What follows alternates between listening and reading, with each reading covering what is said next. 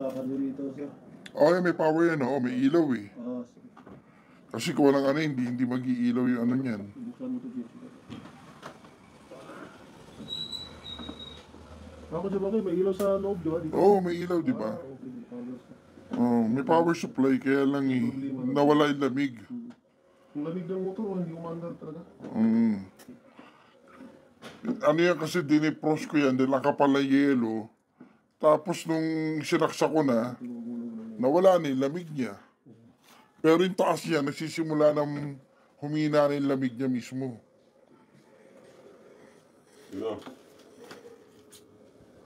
Meron na? Oo, para kadulat siguro yun. May ugong na puli.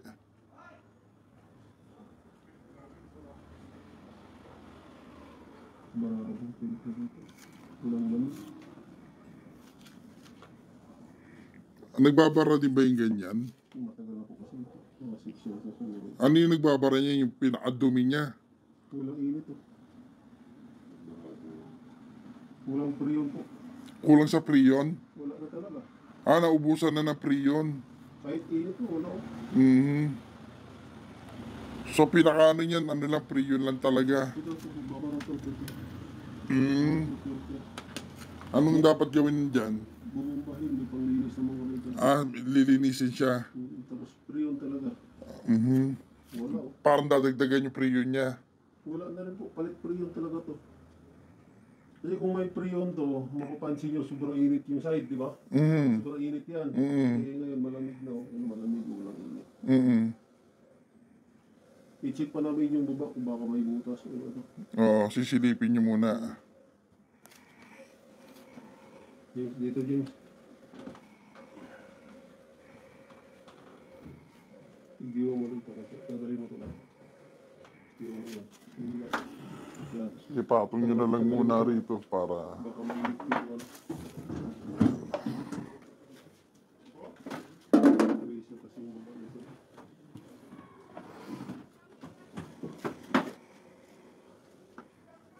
Nilagyan ko na nga lang ito ng yelo kasi baka masira yung pagkain.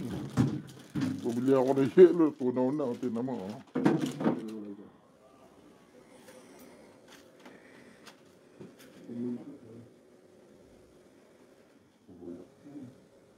May pong spasm.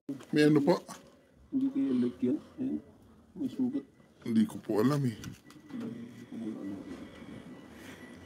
Kasi pag nililinis ko yan, yan din ang ginagamit ko, yung sponge lang eh.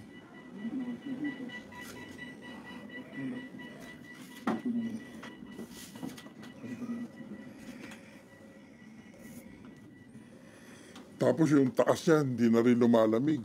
Unang, hindi lumamig yung taas eh. Tapos sumunod yung baba, hindi na rin gumagana.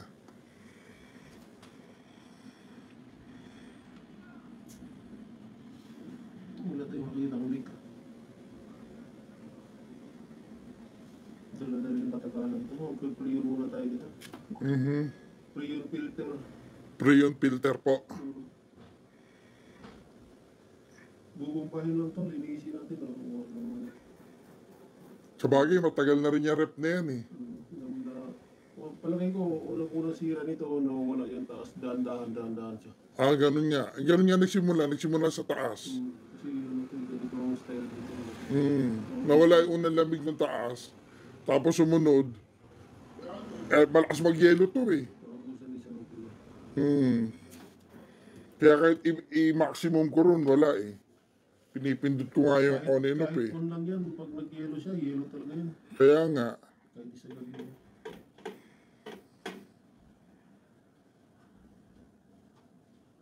O gagawin na po? Magkano naman ang ano niyan? Lahat ang mga tigay mga 5,000. Ay, mahal naman. Wala na ba ibababa yun? Palit pre-yun kasi talaga. Lahat yun? First repair pa siya, ngayon pa lang siya ma-repair. Hindi ba, wala na bang bawas yun? Mga 4-5 ganyan. Wala pa kasi siyang kargahan ng ano, pre-yun. Maglalagay pa tayong kargahan.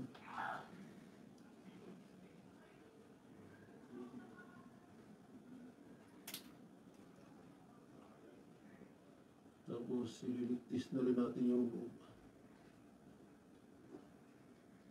Baka naman pwede sa 4. Sagadan natin na lang doon. Sige. Kasi medyo mabigat din. Pwede lang gamit dyan. Pero may warranty naman yan. Mayroon po, isang buwan. Oo, kasi baka mamaya. Mayroon.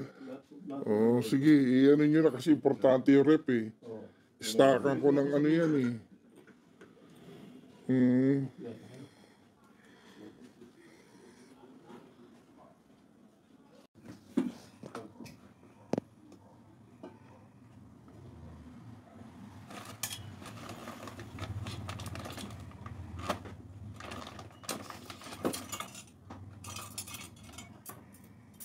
Ayan pala yung mga pinapapalit yan. Ilalagay lang po dito. Ano yan, lilinisin na rin kasi gawa ng dumi, no? Bumungkain na naman to.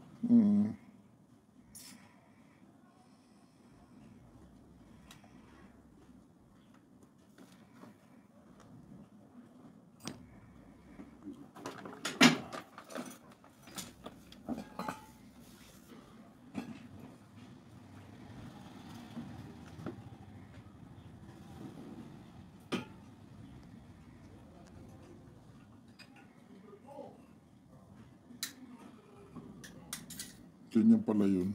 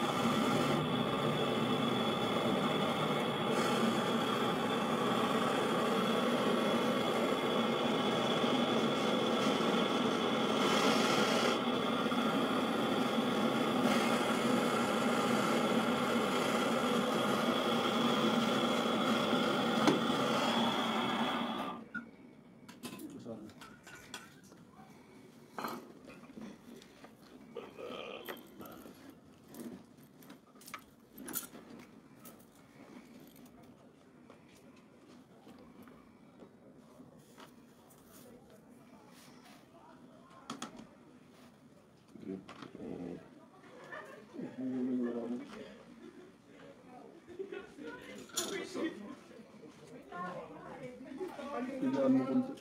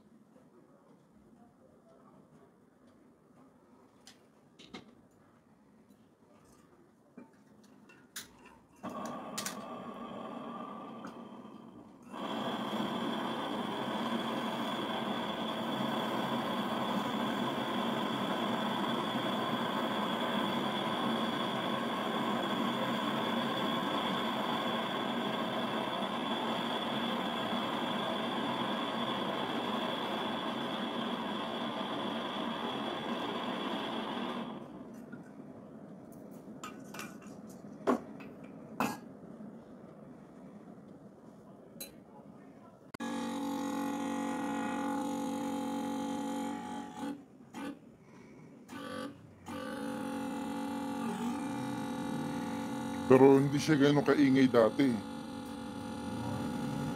Hindi, iingat talaga yun siya kasi ano, binubuka ng Ganun ba yun? titigil din na. Ay, ano rin siya, babalik din sa normal, kumbaga. Hmm.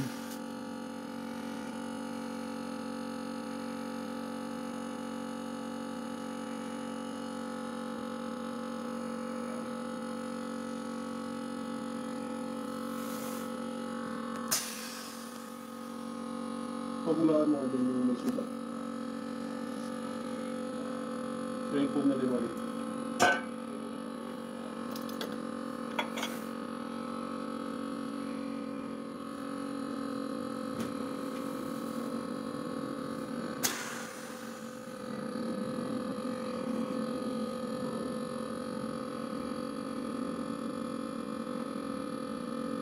Yung may sugat dun sa pressure. Bakit may tama po ba yung loob? Papagulaan lang po. Para malaman kung may ano, kung may singaw. Maganda mag-yelo yan eh, malamig. Ang kapal kaya mag-yelo niya, kaya pag Ilang araw niyo pinatay ko sir? Actually, hindi ko na siya pinatay. Nung dinepros ko, isang araw lang kasi tinunaw yung yelo eh. Pinabayaan niyo na nakapatay. Oo, nung dinepros ko siya, kasi makapal yung yelo niya. Tapos nung sinaksa ko na uli siya, nung matapos ko linisin, hindi na siya nagyelo. Bawal i-defrost. Bawal i-defrost? Eh, paano matutunaw yung yelo niya pagka... Ano lang, yung selector baka nakasagad, babaan niyo lang para hindi siya masyadong kakapal. Ayon sa ano niya? Ay, yung pilitan doon sa taas. Mm. Pag nakasagad kasi, kakapal siya ng kakapal. Mm. Kasi... Malaki.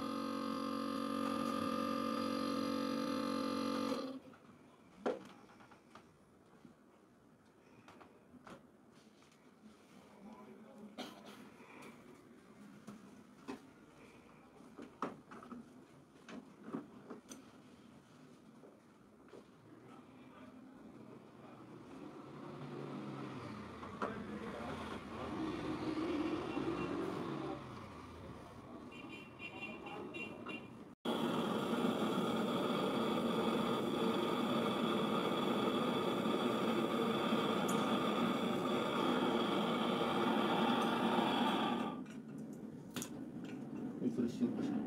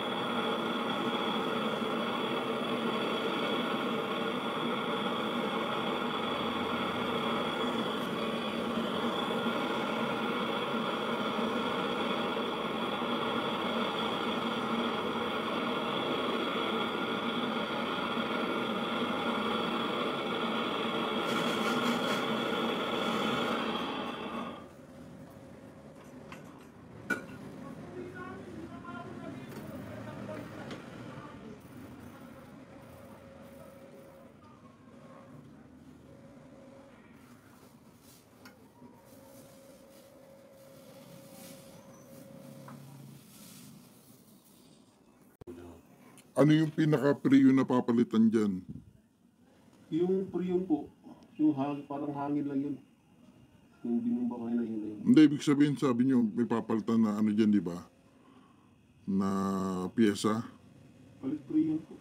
Palit priyo. Priyon yun, priyon. Ah,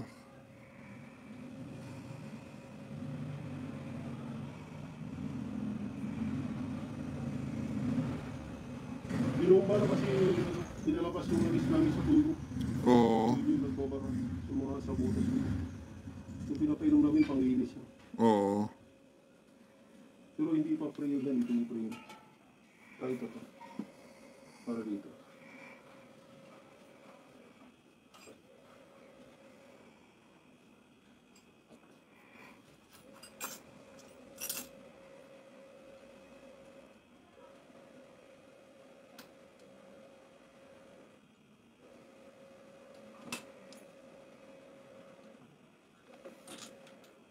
Tapos,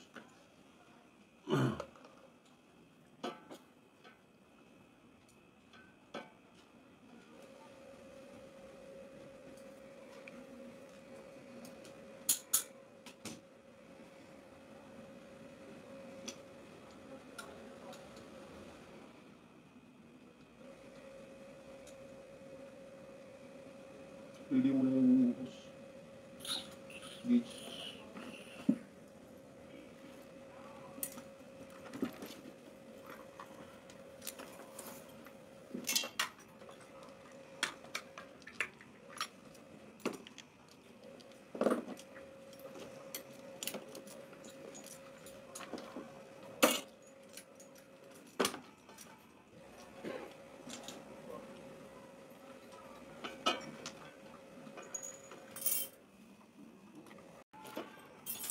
Ano yan? 600 or 1?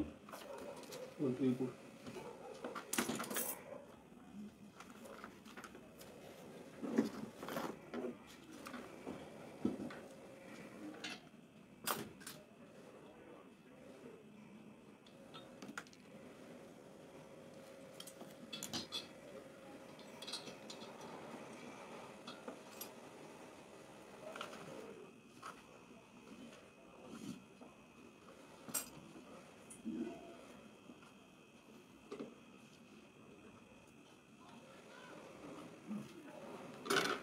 Pagka ganun pala matagal na, no, nabigay din ng ano niya, no. Naubos din yung prayer. Inuubos na yung priyon niya.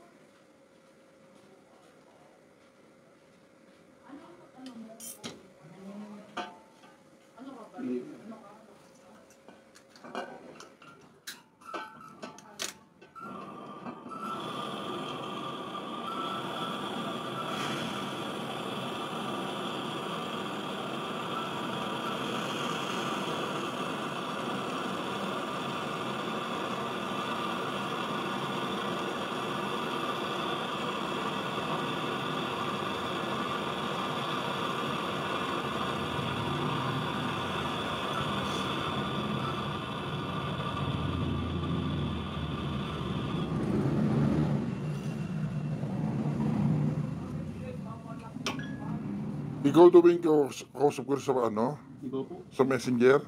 Iba po yun. Ah, hindi ba ikaw yun? Taga-book ko lang yun, taga-kuha ng trabaho. Ah, okay. Kala ko ikaw rin yung, Trabaho sa yung nasa messenger eh.